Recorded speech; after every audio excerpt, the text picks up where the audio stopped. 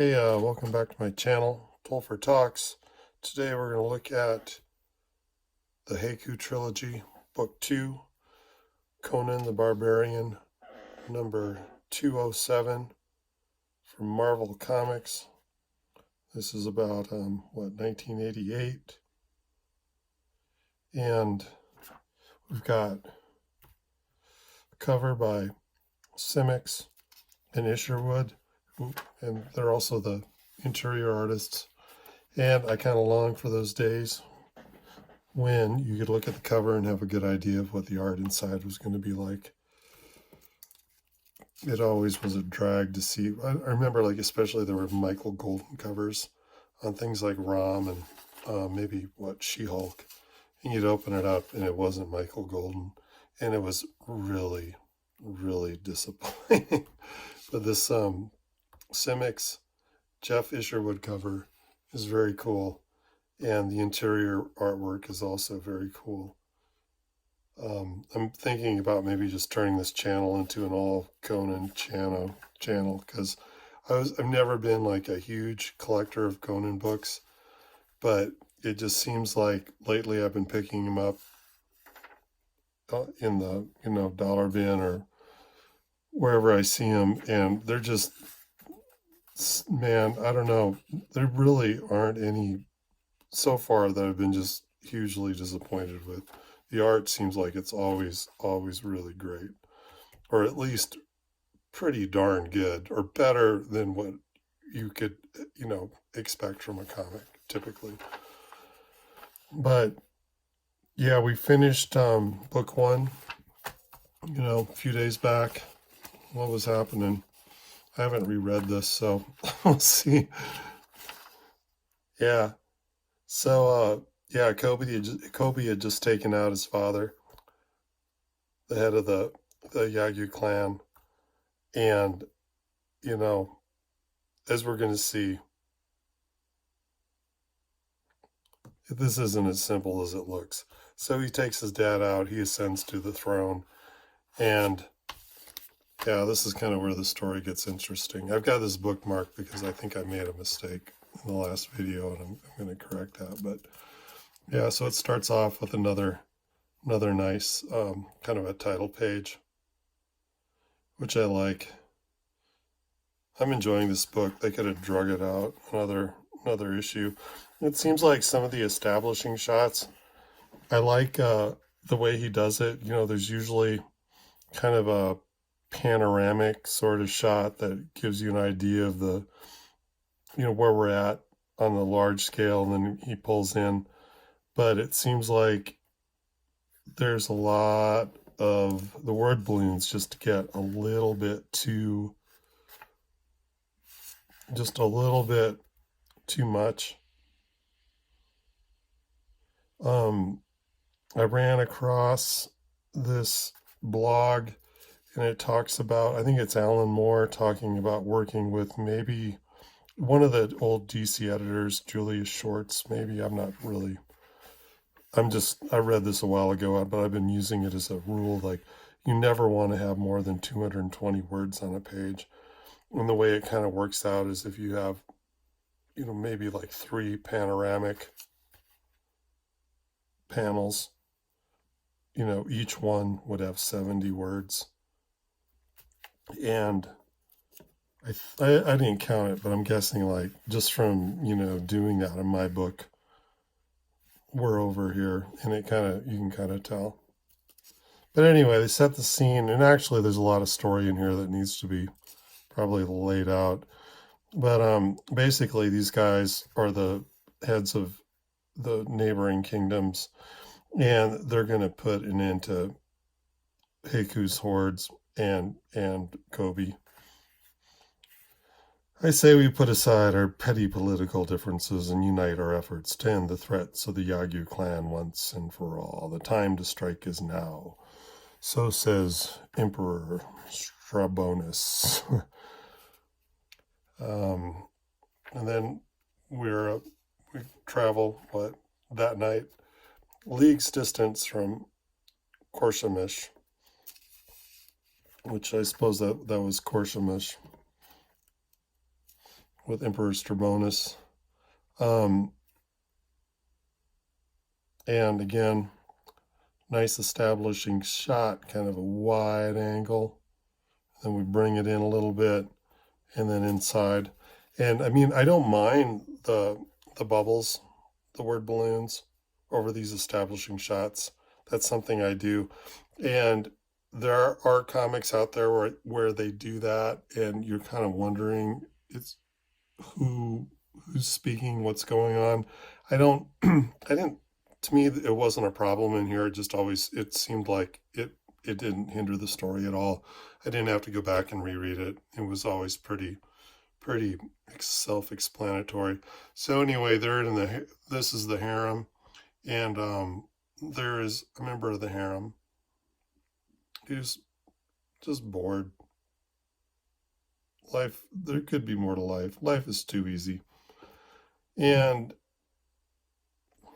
so coincidentally, conveniently, we've got some action.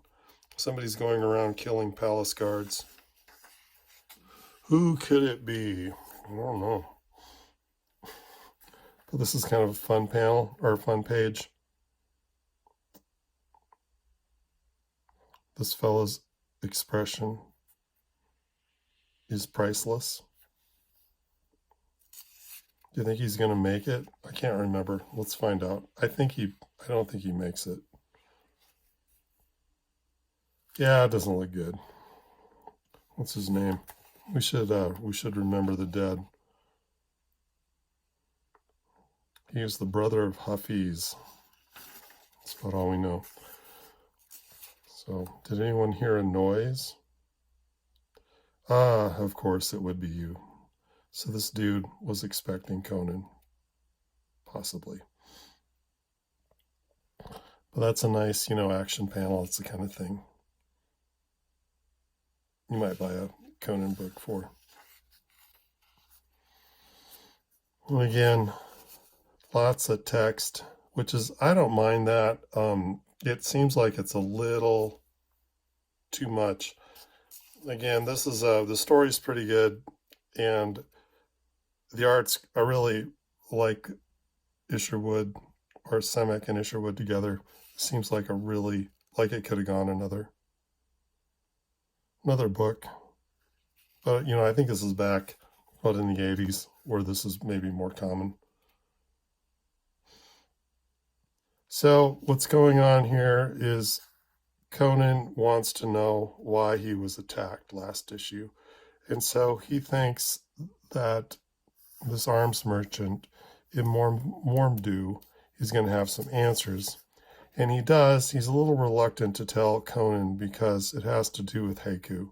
Heku is the guy that sent the assassins after Conan.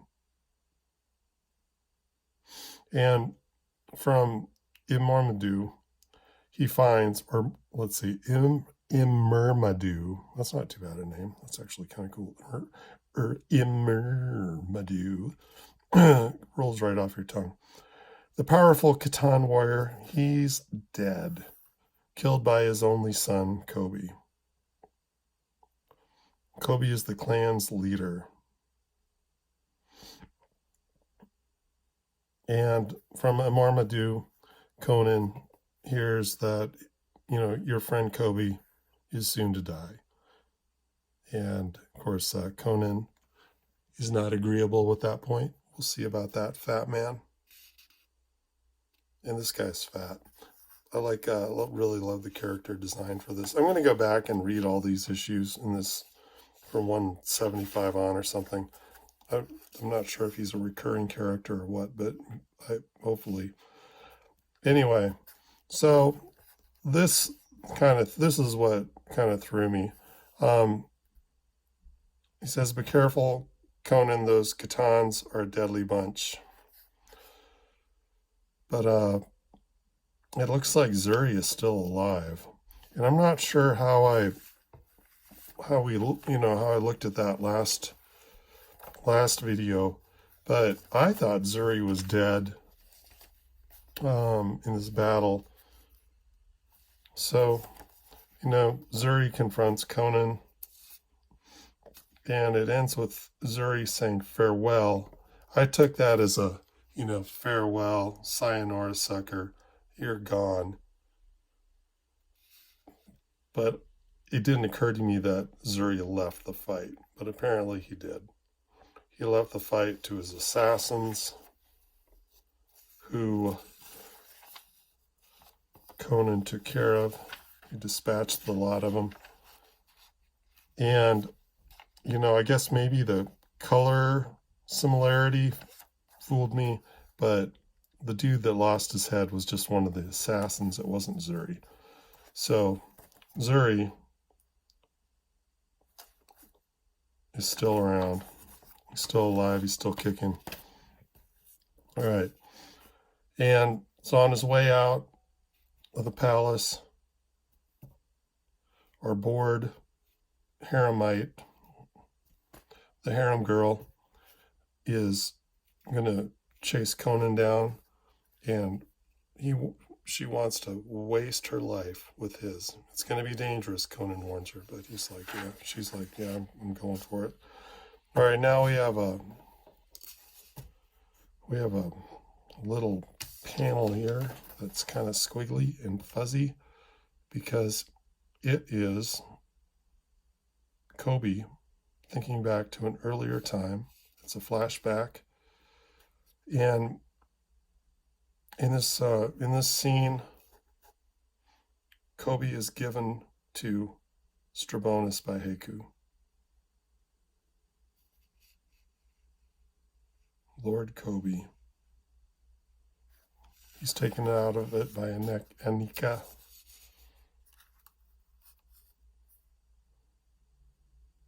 And I guess this panel is just to show how he's assumed control of the clan and he's all in. So she's not too crazy about the way she was forced to dress. And he's saying, tough luck.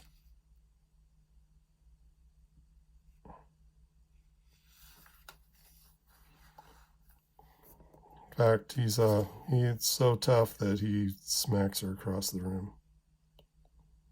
Of course, immediately he feels bad about it. And of course, Kobe, digs on Anika, I think that's her name. She doesn't feel the same way about him. She's more a Conan fan. And anyway, here we are back with Conan. He's going to track down Kobe. See what's going on.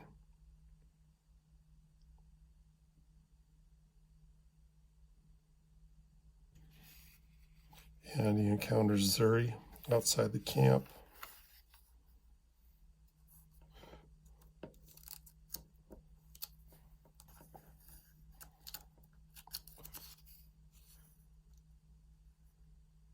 He leads Zuri into the camp, and we have Anika in some Barbarian underwear, I guess, style of the time.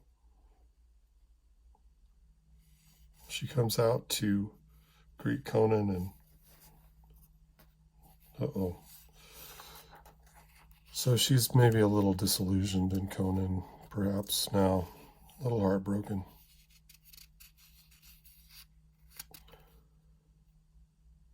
So Conan wants to know what's going on. Why are you leading this band of cutthroats?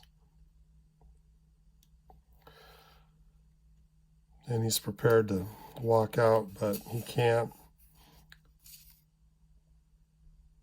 Kobe isn't going to let him. Kobe has a blood debt in his mind to Conan because he was given to Conan by Strabonus as a slave. So now one of them has to die in order to release the other, or to, end the blood tie, the blood debt. And it's the only way that he'll be able to attain the triad.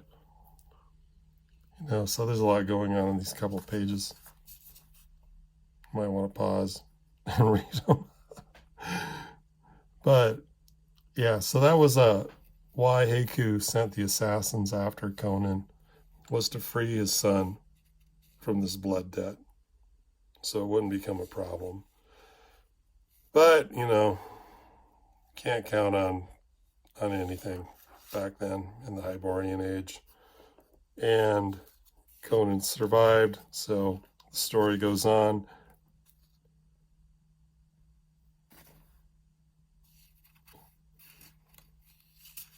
Conan's going to take out Kobe and then take off. But, you know, the Heku clan, maybe they're not the toughest. They're not as tough as Conan. But they're not going to let him leave, because there's a lot of them. Another nice splash page.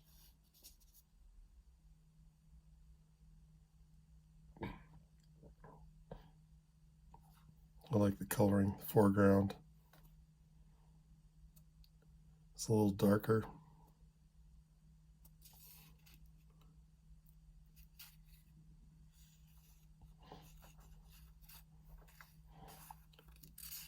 And who knows, maybe Conan was going to take out the crew, but some guy with a slingshot bops him from behind, and he's down for the count.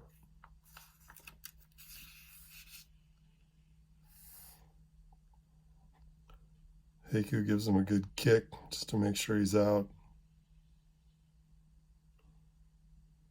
At this point, Kobe's kind of PO'd. And what's going to happen next? It looks like, it says kill him, but it looks like Kobe, it's going to be Conan versus Kobe to the death. Don't dare miss Triad. Heku Book 3.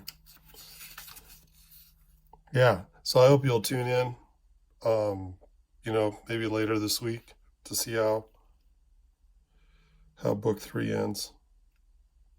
I really enjoyed these 3 books. So we'll take a look at the Heku Trilogy Book 3 in a few days. I need to reread this before we go through it again, but it's good. It's a good story.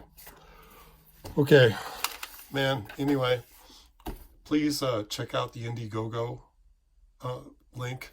Man, I gotta tell you, I've been on this cold. I've got this cold, this one going on for about 6 weeks. I finally went to the doctor. He said to take some nasal spray. What is it? I don't know. That's the thing. It really, I mean, I can be kind of flaky anyway, but this stuff is rough.